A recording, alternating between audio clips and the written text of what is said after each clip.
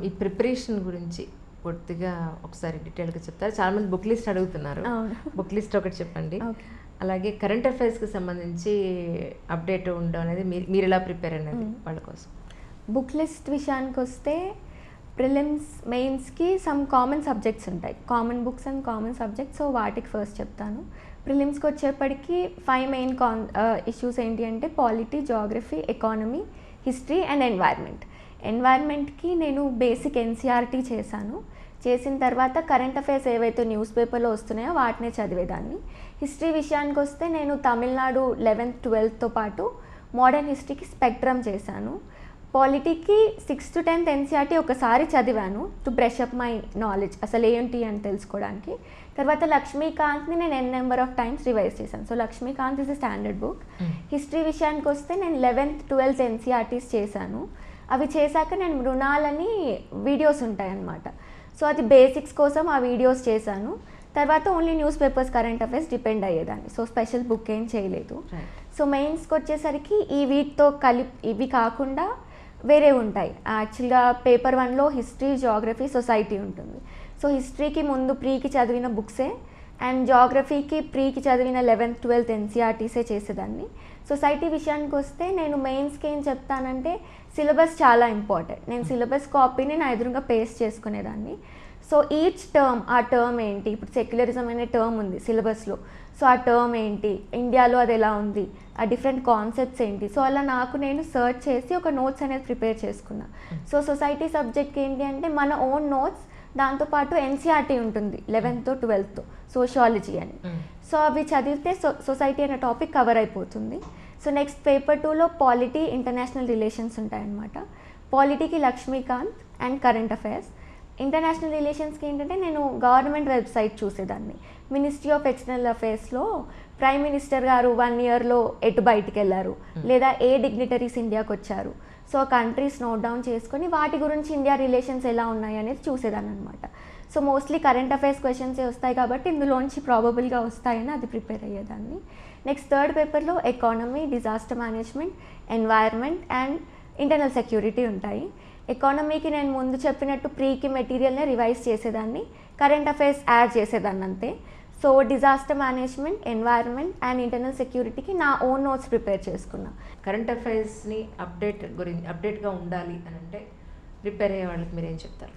News paper చదవడం చాలా important. ఏదైనా ఒకటి చాలు.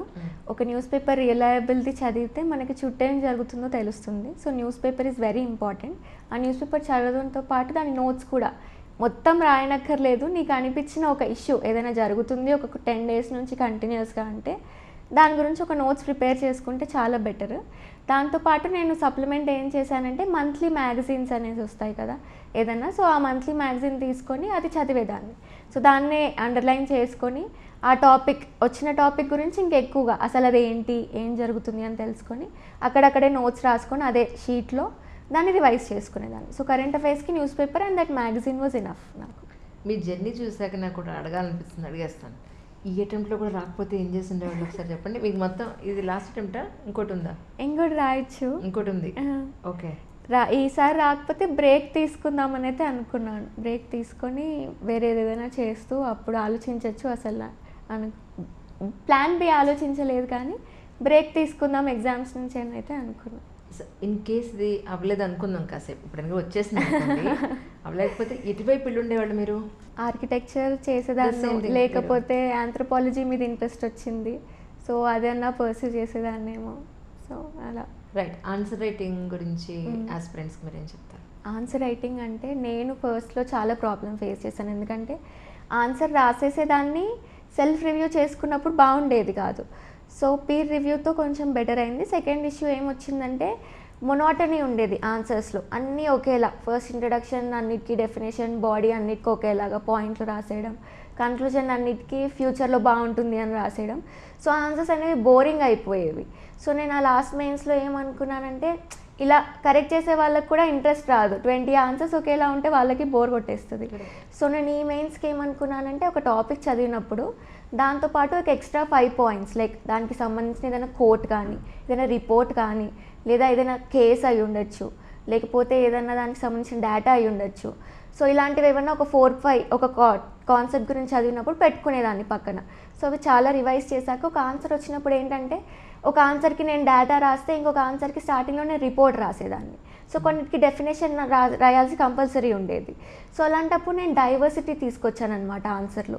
So I think that was very helpful ఈసారి నాకు. కొంచెం డైవర్సిటీ వల్ల కొంచెం ఆన్సర్ రైటింగ్ అనేది కొంచెం ఇంప్రూవ్ అయింది అని నేను అనుకుంటున్నాను. అది మీ అంతటా మీరే గుర్తించారు? నా అంతా నేనే గుర్తించాను. అండ్ ఈసారి ఫ్రెండ్స్ కొంచెం రివ్యూ చేశారు కాబట్టి వాళ్ళు కూడా సరే ఈ ఆన్సర్స్ బాగున్నాయి, ఇలా రాస్తే బాగుంది అని వాళ్ళు అంటుంటే ఓకే సరే కొంచెం ఇంప్రూవైజ్ చేయొచ్చు అని నేర్చుకున్నాను.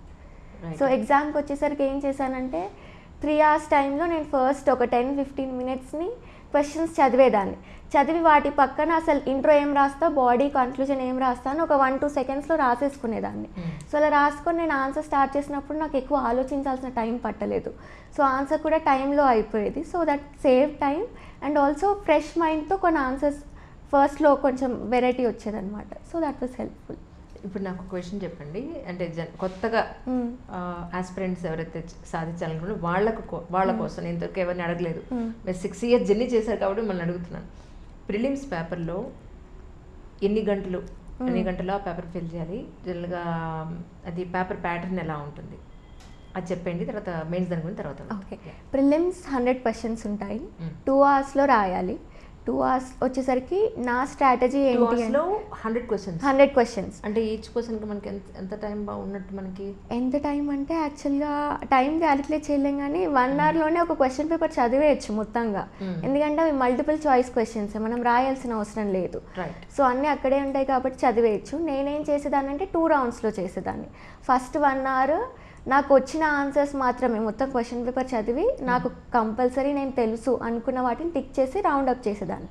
సెకండ్ రౌండ్కి వచ్చేసరికి నేను ఏవైతే డౌట్స్ అనుకున్నానో సర్కిల్ చేసి పెట్టుకునేదాన్ని.